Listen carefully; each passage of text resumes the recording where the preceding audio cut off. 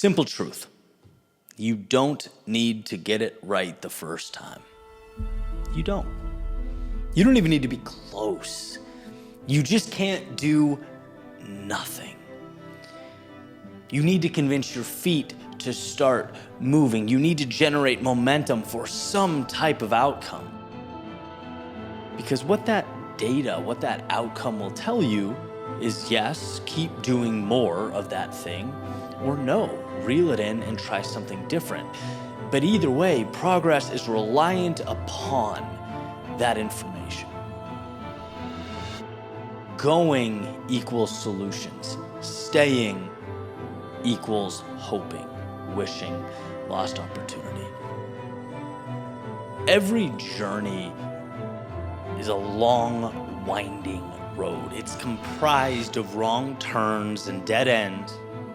There will be maintenance required, issues to be resolved, and narratives to be rewritten. None of which, by the way, is beyond you, so long as you take these things as they arrive, one by one. You open up your world to allow them in. And you might look at where you want to be and think, that's a lot, right? That's a world away. No. It's a few tiny decisions away, repeated daily. There's a Greek proverb that suggests beginning is half the battle. Why?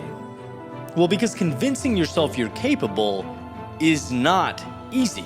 Trusting yourself completely hurts. But it's not until we come around and greenlight the process, it's not until we give ourselves permission that life begins. How beautiful is the fact that we don't have to have all the answers, not even close. We just need enough courage to step out into the storm, to brave the wind and the rain. I frequently allude to this transformation, right? The first time I spoke in front of an audience, I was terrified. The first few times, actually. Then after showing up, getting reps in, and reflecting, I realized, okay, I've earned a bit of confidence here. I continue to go, to speak, more reps. Okay, now we're getting comfortable with this. I'm not up all night the night before, rehearsing, pacing in hotel rooms.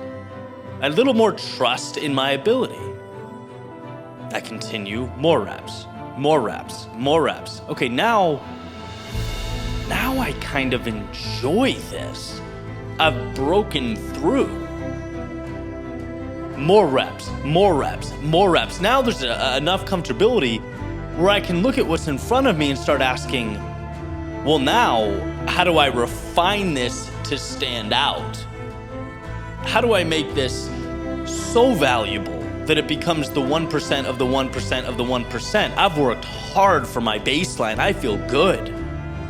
Now, how do I chisel away the little elements of mediocrity sprinkled in there? How do I pull them out one piece at a time? It is a testament to going, to allowing yourself to experience life and data points and ups and downs, all that help you refine the process. They are the journey. Can you do all that overnight? No, absolutely not. But you can always meet yourself where you are and win that battle. You can always become a little bit stronger, setting the stage for the next level and the next and the next. In fact, when you're in it, it feels so intuitive that you don't even realize what you're doing, one battle at a time. You're just stepping on the stone in front of you. Think about it. You don't defeat a storm. You simply navigate through each gust of wind and every drop of rain. You pick apart and outlast the pieces that make up the storm, and you are capable of that. You're made for that. Again, when you give yourself permission to enter the arena that is adversity, that is the unknown, success is oddly intuitive. It just kind of appears in front of you, one obstacle at a time, or one opportunity at a time, depending on how you're looking at it. The problem is that too many of us stay on the sidelines. I think you know this, right? And when you wrap your mind around the fact that stagnation is the only adversary, you become free. You unlock what you could be and always should have been. I mean, how brilliant the mind, that incomprehensible network behind your eyes, capable of both putting a man into orbit and navigating the depths of the vast oceans that surround us. It is, in and of itself, a miracle.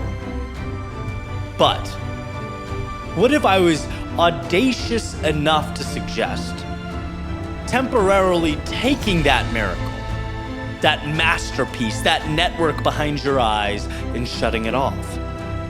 For a moment, hitting pause on the defense mechanisms actively painting what-ifs and worst-case scenarios, begging you to play small and seemingly always prioritizing safety over meaning.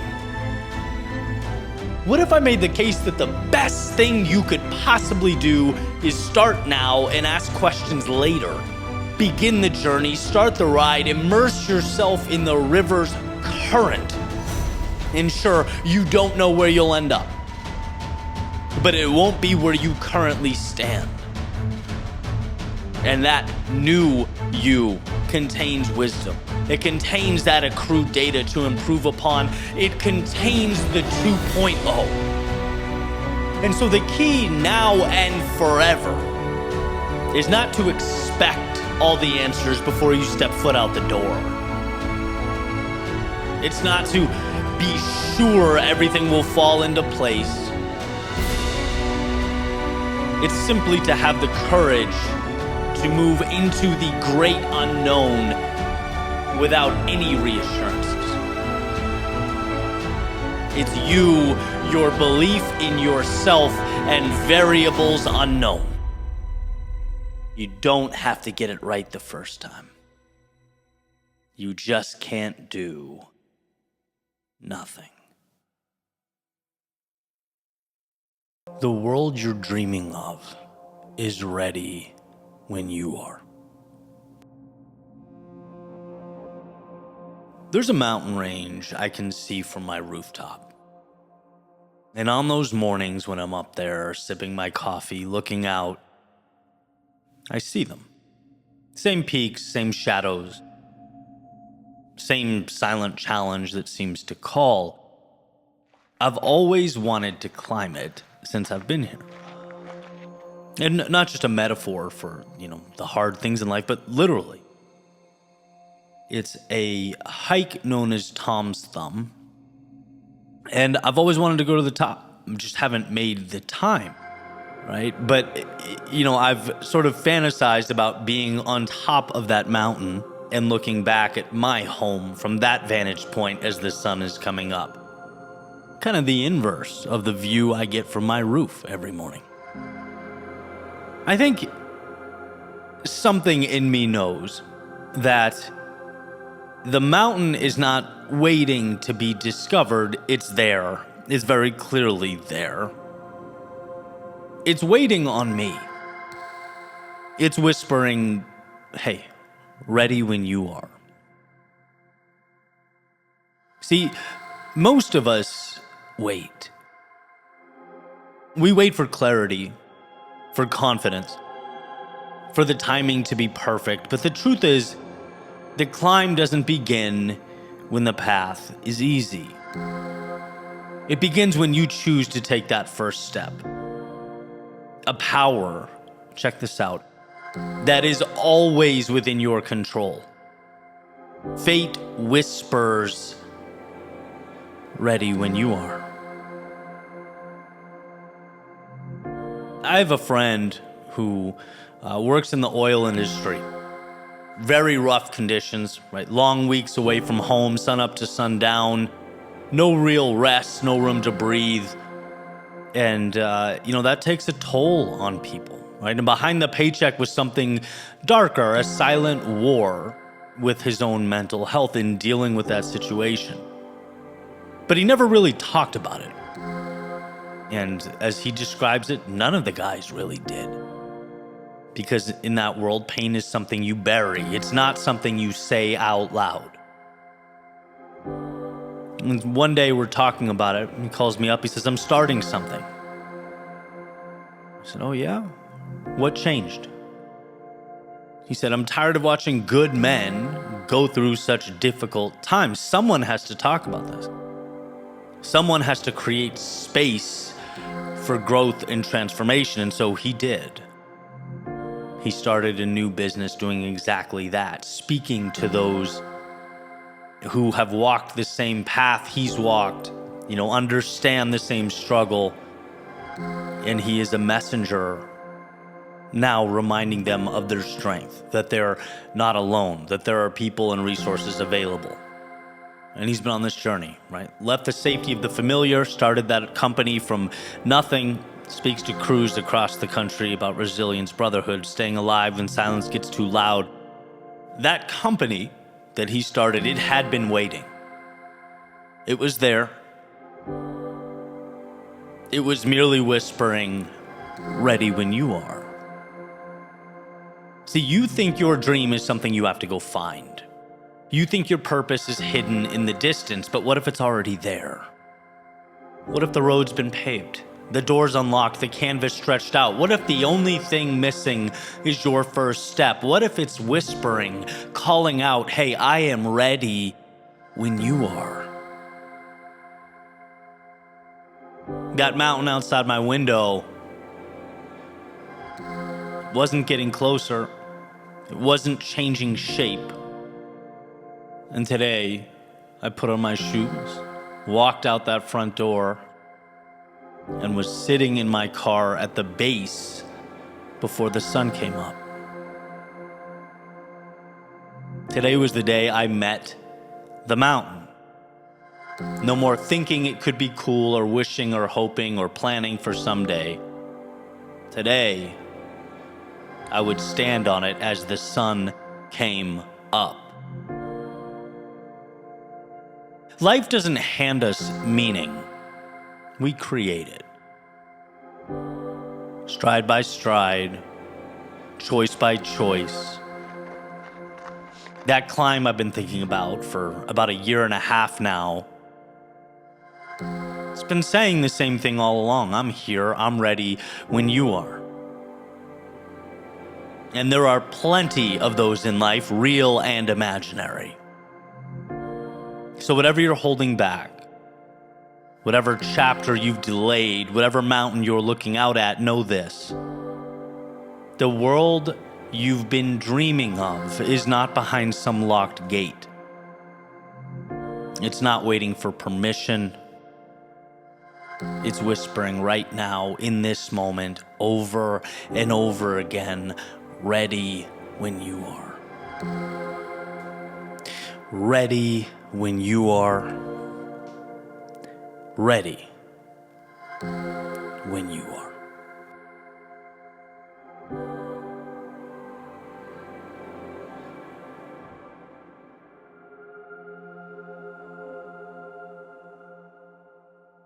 There's something I've learned after, years of exploring ways to become your best self. Obviously, mindset's crucial. Discipline, critical, but so is taking care of your body, right? The vessel that ultimately brings you there. And one of those little investments that I make regularly is Cowboy Colostrum. It's high quality colostrum from American grass-fed cows. It's designed to support gut health, digestion, and help with bloating. And there's actually some data behind it. So in their clinical study, it was reported that 83% improved gut health, 79% of participants experienced less bloating and inflammation, and 72% improved their digestion. My personal favorite is strawberry, but I know they have a new cookies and cream flavor, and they're just very convenient. They go well in milk, they go well in coffee, they go well in a shake, and just allow you to keep that train moving. So if you want to check it out, you get 25% off your entire order if you go to cowboycolostrum.com/Eddie and use code Eddie at checkout. That's EDDIE. Again, that's cowboycolostrum.com/Eddie and use Eddie at checkout. one of the most important things to understand. A cause for so much of our pain and discomfort comes down to this simple notion. Growth is very rarely about getting that magical thing you need, and instead is about eliminating the things that you don't. It's about less. If you imagine yourself as a backpacker, hiking, climbing mountains, it's instead of filling it with rocks that don't support where you're going, don't help you with the ascent, emptying that bag, removing it, and taking with you only the essentials. There's a story about a woman who loved her garden more than anything. And she'd rise with the sun, she'd kneel in the soil, care for the plants, like they were family, right? It was like that important to her. Watering, trimming, whispering encouragement like the earth itself was listening. And over time, her garden became her masterpiece. But as the seasons passed, became something else too. Something heavier. The vines grew wild. The weeds wrapped around the roots. Some plants that once bloomed now stood still and lifeless, confined. But she didn't remove them. She couldn't, because she felt like they were a part of her. They reminded her of what she used to be. She held on out of habit, out of comfort, out of memory, out of fear of what removing them might mean.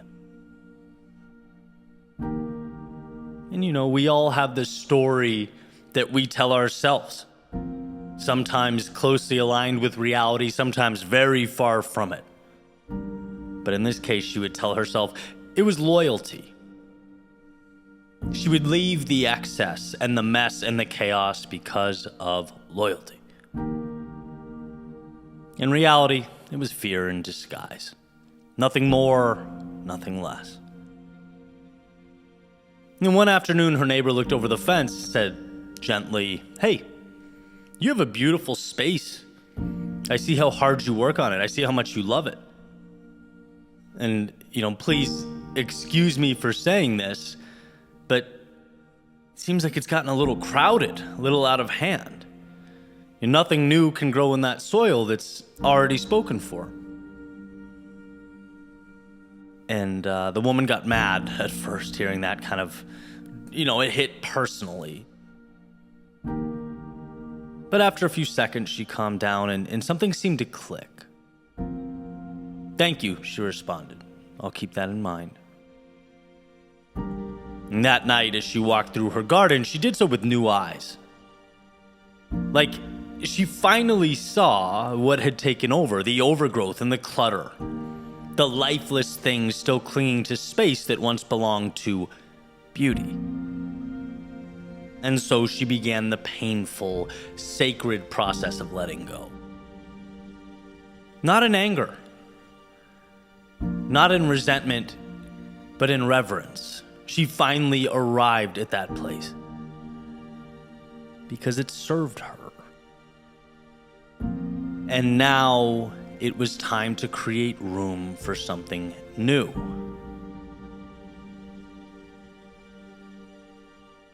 The same way that, we all go into our closet to get dressed in the morning, right? You open it, sometimes you immediately feel overwhelmed. Clothes stacked from 10 years ago, jeans that don't fit anymore, jackets you haven't worn but paid too much for, so you keep them around. And every time you try and find something to wear, you mutter, "I have nothing to wear," right? We've all been there. But the truth is, it's not that you have nothing, it's that you have too much of what no longer fits. It's the same idea as the garden. And eventually, there comes this moment, a breaking point where you say, "I'm cleaning this out," right? This is out of hand.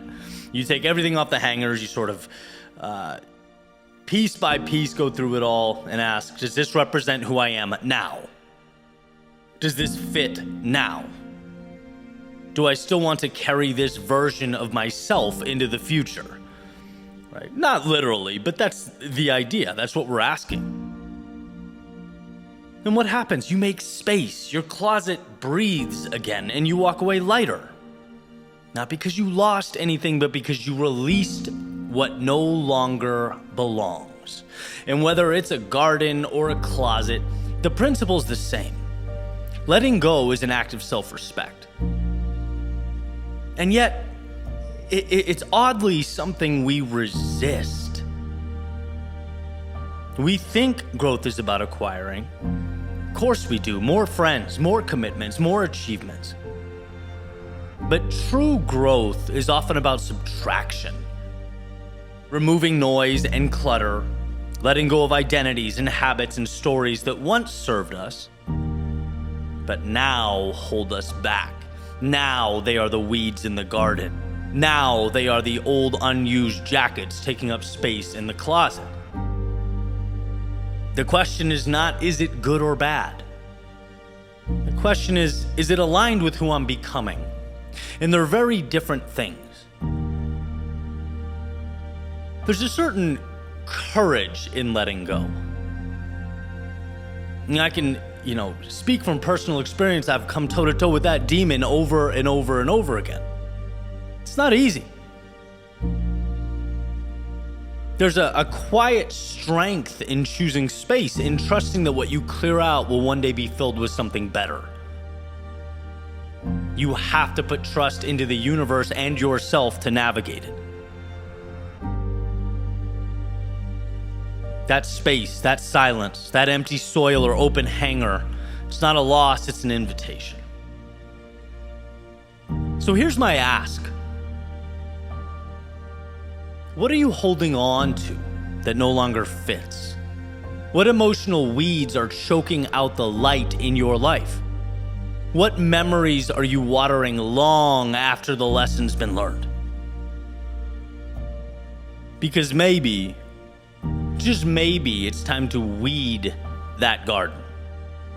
To open the closet doors of your mind and say, this no longer serves me. And not just say it, but act on it. Letting go doesn't mean the past didn't matter. The past was everything. It was your lessons, it was your path. But there's a saying, what got you here won't get you there. Choosing less means you're no longer choosing to live in yesterday. You're not betraying who you were. You're making peace with who you've been so that you can become who you're meant to be. When that woman cleared her garden, when you clean out your closet, what you're doing is reclaiming space for clarity and creativity, for purpose. And in that space, I promise you something beautiful blossoms. So here's to clearing the weeds. Here's to letting go of what no longer fits. To, yes, honoring that past, but building a future that breathes. Because this is not about gardens or closets, it's about you and the life that's waiting for you to make space for it.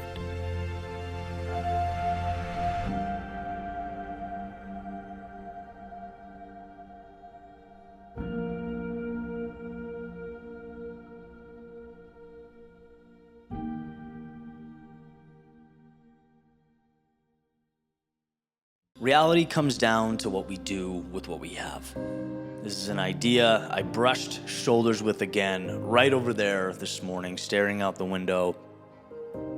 My mind sort of wandered into this place of, I wish I had a few more pieces. I wish I had a few more things in my arsenal before moving on to this next chapter, right? And I think we've all been there. More tools in the toolbox. Maybe more advice or guidance from people that I look up to. Maybe more research. You can go down that rabbit hole forever. Before sort of remembering that life always gives us some of it, but never all of it. And some of it is always enough. Let's call this the law of broken crayons. Go way back.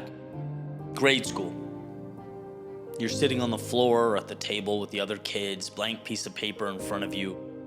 You reach into that box of crayons, grab your color, and you go. And the crayon's cracked, probably broken in half.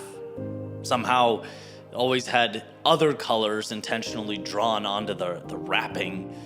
But who cares, right? I don't ever remember thinking, if only this box was pristine.